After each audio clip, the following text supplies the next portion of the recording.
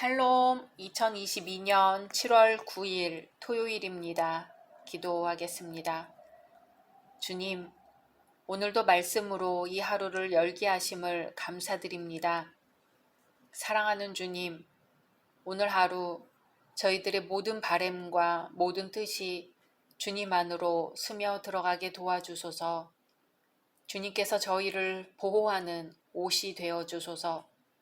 저희가 완전히 하나님의 것이 되게 해주소서. 예수님의 이름으로 기도드립니다. 아멘. 오늘의 말씀은 민수기 5장입니다.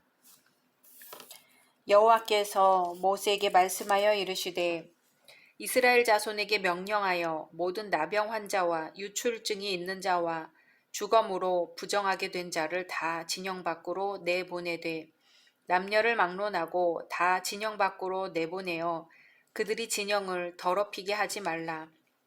내가 그 진영 가운데에 거하느니라 하시매 이스라엘 자손이 그같이 행하여 그들을 진영 밖으로 내보냈으니 곧 여호와께서 모세에게 이르신 대로 이스라엘 자손이 행하였더라. 여호와께서 모세에게 말씀하여 이르시되 이스라엘 자손에게 이르라. 남자나 여자나 사람들이 범하는 죄를 범하여 여호와께 거역함으로 죄를 지으면 그 지은 죄를 자복하고 그 죄값을 온전히 갚되 5분의 1을 더하여 그가 죄를 지었던 그 사람에게 돌려줄 것이요. 만일 죄값을 받을 만한 친척이 없으면 그 죄값을 여호와께 드려 제사장에게로 돌릴 것이니 이는 그를 위하여 속죄할 속죄의 순양과 함께 돌릴 것이니라. 이스라엘 자손이 거제로 제사장에게 가져오는 모든 성물은 그의 것이 될 것이라. 각 사람이 구별한 물건은 그의 것이 되나니 누구든지 제사장에게 주는 것은 그의 것이 되느니라. 여호와께서 모세에게 말씀하여 이르시되 이스라엘 자손에게 말하여 그들에게 이르라. 만일 어떤 사람의 아내가 탈선하여 남편에게 시니를 저버렸고 한 남자가 그 여자와 동침하였으나 그의 남편의 눈에 숨겨 드러나지 아니하였고 그 여자의 더러워진 일에 증인도 없고 그가 잡히지도 아니하였어도 그 남편이 의심이 생겨 그 아내를 의심하였는데 그의 아내가 더럽혀졌거나 또는 그 남편이 의심이 생겨 그 아내를 의심하였으나 그 아내가 더럽혀지지 아니하였든지 그의 아내를 데리고 제사장에게로 가서 그를 위하여 보리가루 10분의 1 에바를 헌물로 드리되 그것에 기름도 붓지 말고 유향도 두지 말라. 이는 의심의 소재요 죄악을 기억나게 하는 기억의 소재라. 제사장은 그 여인을 가까이 오게 하여 여호와 앞에 세우고 토기에 거룩한 물을 담고 성막 바닥에 티끌을 취하여 물에 넣고 여인을 여호와 앞에 세우고 그의 머리를 풀게 하고 기억나게 하는 소재물 곧 의심의 소재물을 그의 두 손에 두고 제사장은 저주가 되게 할 쓴 물을 자기 손에 들고 여인에게 맹세하게 하여 그에게 이르기를 내가 내 남편을 두고 탈선하여 다른 남자와 동침하여 더럽힌 일이 없으면 저주가 되게 하는 이 쓴 물의 해독을 면하리라. 그러나 내가 내 남편을 두고 탈선하여 몸을 더럽혀서 내 남편 아닌 사람과 동침하였으면 제사장이 그 여인에게 저주의 맹세를 하게 하고 그 여인에게 말할지니라. 여호와께서 내 넓적다리가 마르고 내 배가 부어서 내가 내 백성 중에 저주거리 맹세거리가 되게 하실지라. 이 저주가 되게 하는 이 물이 내 창자에 들어가서 내 배를 붓게 하고 내 넓적다리를 마르게 하리라 할 것이요. 여인은 아멘 아멘 할지니라. 제사장이 저주의 말을 두루마리에 써서 그 글자를 그 쓴 물에 딱 빨아 넣고 여인에게 그 저주가 되게 하는 쓴 물을 마시게 할지니 그 저주가 되게 하는 물이 그의 속에 들어가서 쓰리라.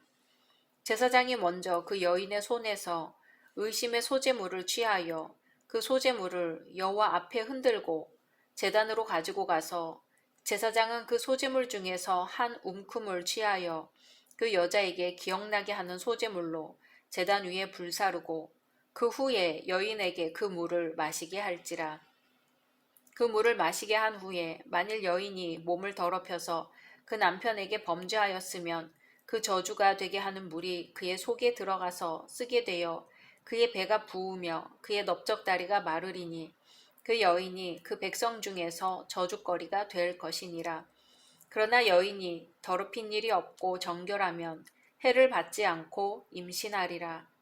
이는 의심의 법이니 아내가 그의 남편을 두고 탈선하여 더럽힌 때나 또는 그 남편이 의심이 생겨서 자기의 아내를 의심할 때에 여인을 여호와 앞에 두고 제사장이 이 법대로 행할 것이라.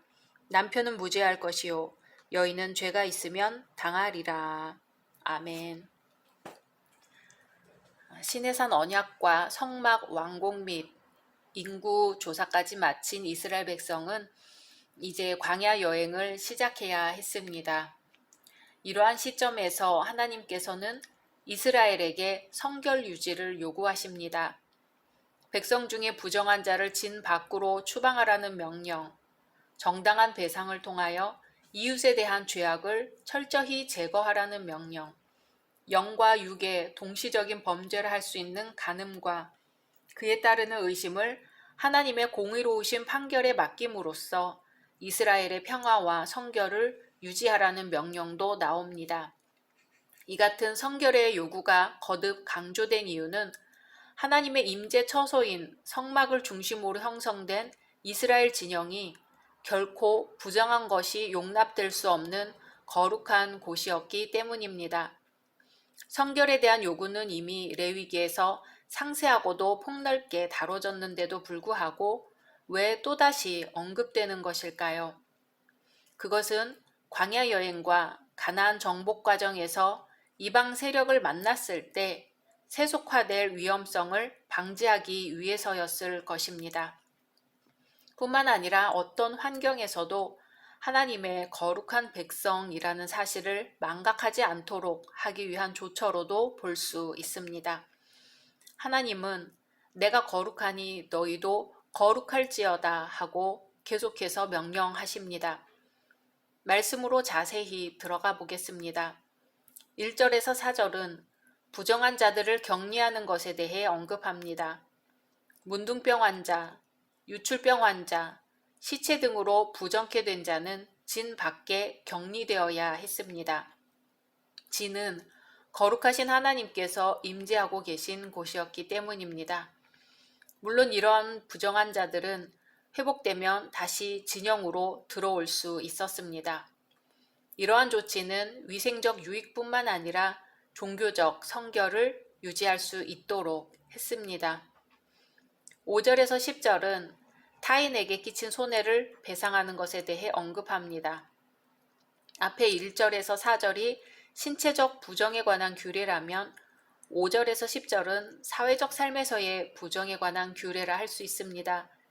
특히 다른 사람들에게 재산상의 손해를 끼친 행위를 가리킵니다.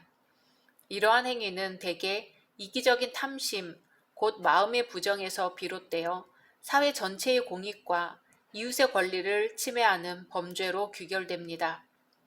6절에서 이웃에 대한 범죄를 여호와께 거역함으로 죄를 지으면 이라고 합니다. 사회적 부정이 결국 인간의 내면적 부정에서 시작되고 그 부정은 결국 하나님을 대적하는 행위임을 보여줍니다. 여기서 우리의 삶을 반성해 봐야겠습니다. 우리는 우리가 종종 범하는 잘못을 어떻게 처리하고 있을까요? 다윗처럼 하나님 앞에서 뼈를 깎는 아픔으로 회개할까요? 아니면 형제에게 폐를 끼치고도 그것을 사소한 일로 치부한 채 하나님 앞에 나와 위선적인 예배로 자신을 가장하고 있지는 않을까요? 초대교회는 죄를 서로 고하는 데 인색하지 않았기 때문에 영적 건강을 유지할 수 있었습니다. 1절에서 31절은 11절에서 31절은 간음죄를 어떻게 다루는지 언급합니다. 가정 안의 부정이지요. 가정 안의 부정을 방지하기 위한 규례로서 의심의 법, 곧 질투의 법을 다룹니다. 여기서는 남편에게 의심받는 여자를 판결하는 법 절차에 대한 것으로 그 순서는 다음과 같습니다. 1. 아내의 순결에 의심을 품은 남편이 아내와 예물을 가지고 제사장에게 나아가며 2. 제사장은 의심받는 여인에게 쓴 물로 인한 저주의 적용을 주지시키고 맹세시킵니다. 3. 그 후 실제로 그 쓴 물을 마시게 하여 순결 여부가 드러나게 합니다. 오늘 말씀은 이러한 법 운용이 가정의 진정한 평화를 원하시는 여호와께서 마련한 것임을 밝힙니다. 이와 같이 까다롭고도 공포스러운 분위기의 재판 과정은 의심받는 자에 대한 진실을 밝히는 데 목적이 있습니다. 이 법은 남편에 의해 아내가 일방적으로 정죄에 당하지 않게 하였다는 데 큰 의의가 있으나 한편으로는 남편에 의해 일방적으로 기속해 했다는 점에서 남성에 의한 여성의 억압을 구조적으로 정당화해 주었다는 비판을 받습니다. 더욱이 그 입증 방법이 다소 미신적으로 보이는 점에서 이 법의 실효성을 의심하지 않을 수 없습니다. 그러나 이러한 미신적 방법이 무리 없이 받아들여졌다는 것은 당시 사람들의 보편적인 생각이 그러하였음을 반영합니다. 우리는 여기서 당시 당장은 없애버릴 수 없는 미신적 생각까지도 하나님의 정의와 평화를 위해 사용하신 하나님의 지혜를 발견할 수 있습니다. 이 의심의 법은 성경이 남성에 의한 성차별 혹은 성폭력을 정당화 혹은 고착화하는데 결정적으로 기여한 본문으로 발견할 수 있습니다. 그러나 또한 이러한 의심의 법을 비롯한 모든 여성 억압적인 본문들이 당시 사회적 상황을 반영하고 있다는 사실을 고려해 볼 수 있습니다. 그렇게 생각해 본다면 오히려 이 의심의 법은 아내에 대한 남편의 일방적인 학대나 처벌을 금지하고 있다는 것에 초점을 맞출 수 있습니다. 철저한 가부장제 사회에서 아내들이 억울하게 누명을 쓰고 내팽개쳐지는 일이 다반사였다는 점을 감안한다면 엄격한 절차를 밟아 죄가 드러난 후에만 처벌할 수 있도록 한 이 규례는 여성들의 인격과 주권에 대한 하나님의 관심이 얼마나 컸던가를 알 수 있게 합니다. 유대 학자들은 말하기를 남편이 의심이 생겨서 아내를 의심의 법에 따라 재판했을 경우 그 남편이 그런 죄의 결부됨이 없는 경우에만 쓴물이 효력을 낸다고 했습니다. 그러나 남편이 언젠가 침상을 더럽힌 적이 있다면 하나님은 피해를 받은 아내에게 불리한 심판을 하지 않았다고 합니다. 그러므로 유대교의 후기에 가서는 부정한 일이 발생했을 때에라도 이런 방법을 사용하는 재판을 하지 않았다고 합니다. 오늘 말씀은 개인의 육체적 부정, 사회적 부정, 그리고 가장 은밀한 곳에서 일어나는 간음이라는 부정에 관한 말씀이었습니다. 이제 광야 생활이 시작되는 서두에서 인간이 겪을 수 있는 부정을 처리하는 것은 매우 중요한 문제였습니다. 이제 이스라엘은 약속의 땅을 향해 진군할 것입니다. 믿음을 단련시키면서 하나님께 순종하는 법을 배워갈 것입니다. 그리고 영적 전투에 나가는 거룩한 백성들이 승리할 수 있는 비결은 하나님의 말씀에 온전히 순종하는 것이라는 것을 깨달을 것입니다. 각자 말씀 묵상하신 후 주기도문으로 마치겠습니다.